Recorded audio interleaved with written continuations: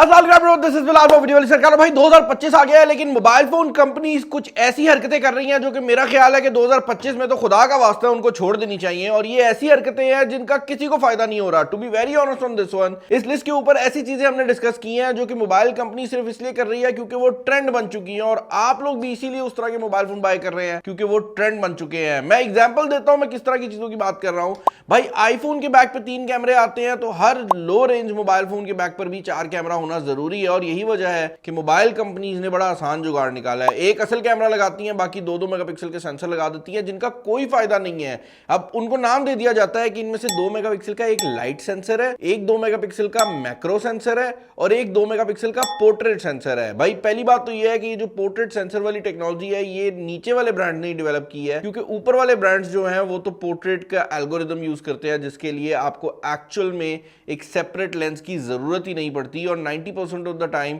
ये जो extra lenses आपको मोबाइल फोन्स के ऊपर देखने को मिलते हैं ये सिर्फ इसलिए लगाए जाते हैं क्योंकि लोग इस तरह के मोबाइल फोन्स को खरीदना पसंद करते हैं। मार्केट में ऐसे लोग जाते हैं जो ये नहीं देखते कि कैमरे की क्वालिटी क्या है, भाई वो ये देखते हैं कि मोबाइल फोन में कैमरे लगे कितने हुए हैं। तो ये एक ऐसा ट्रेंड है जिसमें मोबाइल फोन कंपनीज को भी मैं क्रिटिसाइज करूंगा, बट मैं आप लोगों को भी क्रिटिसाइज करूंगा कि आप लोग भी अगर किसी मोबाइल फोन की बैक पे 2 कैमरे मौजूद होते हैं तो उसको खरीदने से पहले घबरा जाते हैं, कहते हैं नहीं 4 वाला खरीदते हैं। एक और चीज जो कि मोबाइल फोन कंपनीज ने अगेन फ्लैगशिप फोन से कॉपी करनी शुरू की हुई है और जिसकी वजह से बहुत ज्यादा कंफ्यूजन इस टाइम पाकिस्तानी मार्केट में क्रिएट हुई है, वो ये है कि हर मोबाइल फोन या तो अल्ट्रा है या तो प्रो है। 20 से 25 हजार का मोबाइल फोन लॉन्च कर रहे होते हैं और उसके अंदर प्रो या अल्ट्रा वर्जन लॉन्च कर देते हैं। अब अगर ये किसी कंपनी का मैक्सिमम मॉडल होता तो मुझे मसला ना होता। फॉर एग्जांपल अगर आप एक कंपनी की बात करते हैं जो फ्लैगशिप फोन बनाती नहीं है, उनका सबसे महंगा मॉडल 30,000 रुपए वाला है, वो फिर भी उसको अल्ट्रा कह देते तो मैं समझ लेता भाई वो अल्ट्रा इसलिए है कि वो उस कंपनी का सबसे टॉप लेवल मॉडल है। बट हमने ये चीज देखी है कि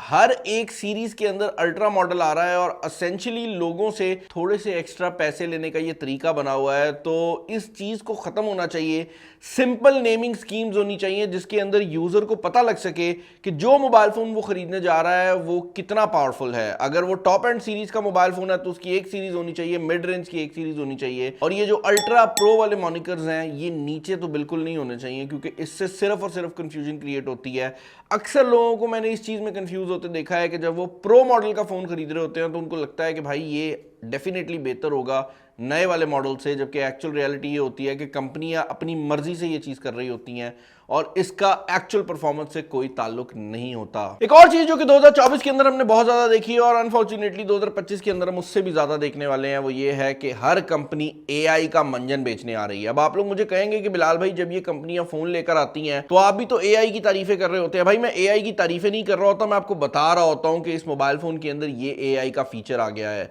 और ये वीडियो बनाने का मकसद ये है कि इन कंपनीज को बताया जाए कि भाई एआई डालना बुरी बात नहीं है, लेकिन एआई के फीचर्स की बेस पे हार्डवेयर बेचना गलत बात है, स्पेशली जब मोबाइल फोन के ऊपर जो एआई के टूल्स हैं वो ऑनलाइन चलते हो। आपको मैं एक्सप्लेन करता हूं मैं क्या बात कर रहा हूं। अगर आप आईफोन की एग्जांपल लेते हैं तो आईफोन के केस में 2 टाइप के एआई टूल्स हैं। एक वो टूल है जो ऑफलाइन चलते हैं, यानी कि मोबाइल फोन का प्रोसेसर इतना स्ट्रांग लगाया जाता है कि वो टूल्स मोबाइल फोन के ऊपर चलते हैं, उसके लिए इंटरनेट की जरूरत नहीं पड़ती। और दूसरे वो टूल्स हैं जिनके लिए इंटरनेट की रिक्वायरमेंट रहती है, जैसे कि इनकी चैट जीपीटी की इंटीग्रेशन सीरी के साथ। लेकिन अगर आप एंड्रॉइड फोन्स की बात करते हैं तो एंड्रॉइड फोन्स के अंदर हार्डवेयर बेस्ड टूल्स बहुत ज्यादा कम है। सैमसंग के जो टॉप एंड डिवाइसेज हैं उनमें कुछ में हमने देखा है, बट बाकी जितनी डिवाइसेस के अंदर आज आप एआई का ये टूल देख रहे हैं, वो बेशक कैमरा वाली साइड पर हो या वो एआई टूल रिमूवल हो, ये सब सॉफ्टवेयर्स हैं। और 90% ऑफ द टाइम ये उन कंपनीज के अपने सॉफ्टवेयर भी नहीं होते, ये किसी और कंपनी का सॉफ्टवेयर होता है जो कि 1 साल के लिए वो आपको फ्री दे रहे हैं और आने वाले टाइम में ये आपको चार्ज करने वाले हैं। इवन सैमसंग ने ये अनाउंस किया है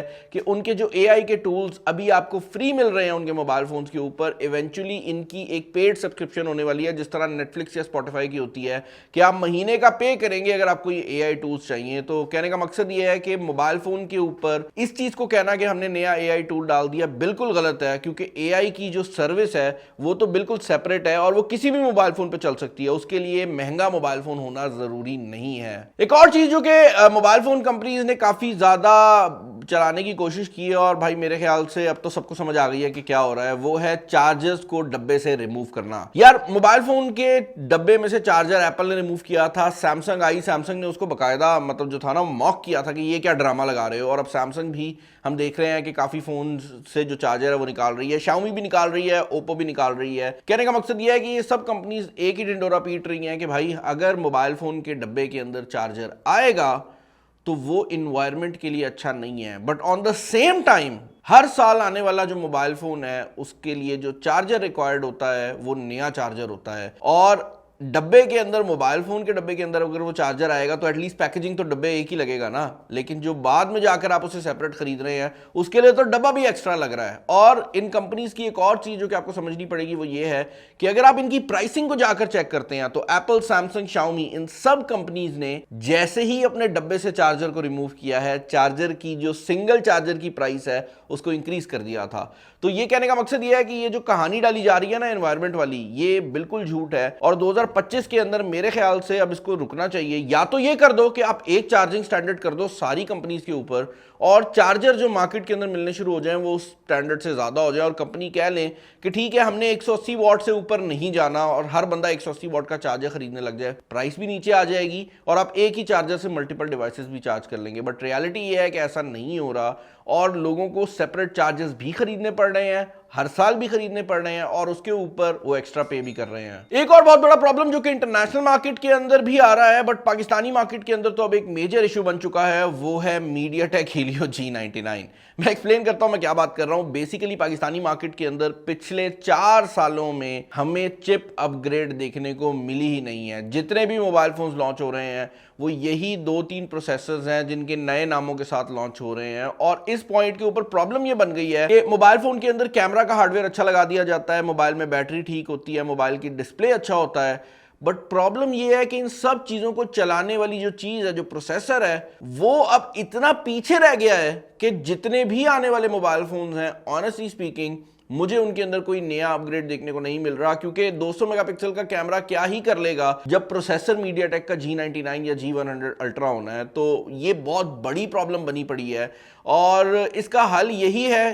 कि एक तो हमारी जो गवर्नमेंट है वो 5G की टेक्नोलॉजी को पाकिस्तान के अंदर तेजी से लेकर आ जाए भाई, इसको जल्दी से जल्दी किया जाए। उसकी वजह यह है भाई कि अगर ये और डिले होता है तो हम अब पूरी दुनिया से कटते जा रहे हैं। मतलब पूरी दुनिया में जो मोबाइल फोन लॉन्च होते हैं वो पाकिस्तान में लॉन्च नहीं किए जाते क्योंकि पाकिस्तान में 5G नहीं है, और जो चिपसेट नए आ रहे हैं, जो प्रोसेसर नए बनाए जा रहे हैं, वो एक तो पूरी दुनिया में भी रीब्रांड हो रहे हैं, बट जो नए थोड़े बहुत आ भी रहे हैं वो भी पाकिस्तान में नहीं आ सकते क्योंकि वो 5G चिपसेट्स हैं, और 5G चिपसेट्स नॉर्मल 4G से महंगे होते हैं, और कंपनीज को लगता है कि भाई हम कंपीट ही नहीं कर पाएंगे। तो ये चीज़ बड़ी इंपॉर्टेंट है कि एक तो कुछ 5G चिपसेट्स कंपनी को अब मेरे ख्याल से लेकर आना शुरू हो जाने चाहिए, और दूसरी चीज़ ये है कि अब गवर्नमेंट को भी जरा 5G के ऊपर फोकस करना चाहिए। अच्छा, एक और फिल्म जो कि 2024 के अंदर हमने बहुत ज़्यादा देखी है वो है सर्टिफिकेशंस की फिल्म। आप लोगों ने ये सुना होगा कि ये mobile phone IP64 water certified है, आपने ये भी सुना होगा कि ये मोबाइल फोन DxO मार्क के ऊपर इतना स्कोर ले लेता है। बट एक नई चीज होने लग गई है, जो नीचे वाले मिड रेंज फोन्स हैं ये अपनी ही सर्टिफिकेशंस बनाई जा रहे हैं, यानी कि आपको हर आने वाले मोबाइल फोन के साथ एक नई कंपनी का नाम पता लगता है जिसकी सर्टिफिकेशन वो मोबाइल फोन लेकर आया होता है। ये ऐसे ही है जिस तरह आप अगर अवार्ड नहीं जीतते या आप किसी चीज की सर्टिफिकेशन नहीं लेते तो आप एक नई एंटिटी बनाएं और उसे कहें भाई मुझे अवार्ड दे दे। वो वाला सिचुएशन है जो इस टाइम मोबाइल फोन कंपनीज कर रही हैं। TUV राइनलैंड एक कंपनी है जो कि डिस्प्ले की पहले सर्टिफिकेशन दिया करती थी, अब वो स्मूथनेस सर्टिफिकेशन दे रही है। पहली बात तो किसी को नहीं पता कि इसका मतलब क्या है, बट मोबाइल फोन का जब डब्बा आप देखते हैं तो आप उसके ऊपर 10-12 स्टिकर देखते हैं जिनमें एक स्मूथनेस का भी स्टिकर होता है कि ये 4 साल तक मोबाइल फोन स्मूथ रहेगा, और रियलिटी ये है कि ये उन मोबाइल फोन को स्मूथ कह रही है जो कि 6 महीने भी स्मूथ नहीं रहने। तो 4 साल वाली कैसे बात आ रही है, मेरी समझ से बाहर है। फाइनली भाई जो सबसे बड़ा प्रॉब्लम है जो कि सबसे ज्यादा यूजर्स को इफेक्ट भी करता है, और मेरे ख्याल से कंपनीज को इस पॉइंट पे ये भी समझ जाना चाहिए कि आवाम को भी नजर आ गया है, वो ये है कि कंपनीज जानबूझकर अब मोबाइल फोन्स में प्रॉब्लम्स क्रिएट करती हैं, क्योंकि to be very honest companies के पास कुछ नया देने को है नहीं, और हम हर साल ये देखते हैं कि जो भी टॉप मॉडल रहता है उसका अगला आने वाला वर्जन बेहतर ना भी हो वो डाउनग्रेड कर दिया जाता है। मैं इसकी आपको एक्चुअल एग्जांपल देता हूं। Oppo Reno 11F 5G के नाम से एक मॉडल पाकिस्तानी मार्केट में लॉन्च होता है। क्रेजी सेल्स आई उसकी, हर बंदे ने उसको खरीदा। बट ओप्पो ने क्या किया, ओप्पो ने लॉन्च किया ओप्पो रेनो 12F 5G। अब आपकी सोच ये कहेगी कि या तो 12F 5G 11F जैसा होगा या उससे थोड़ा सा बेहतर होगा।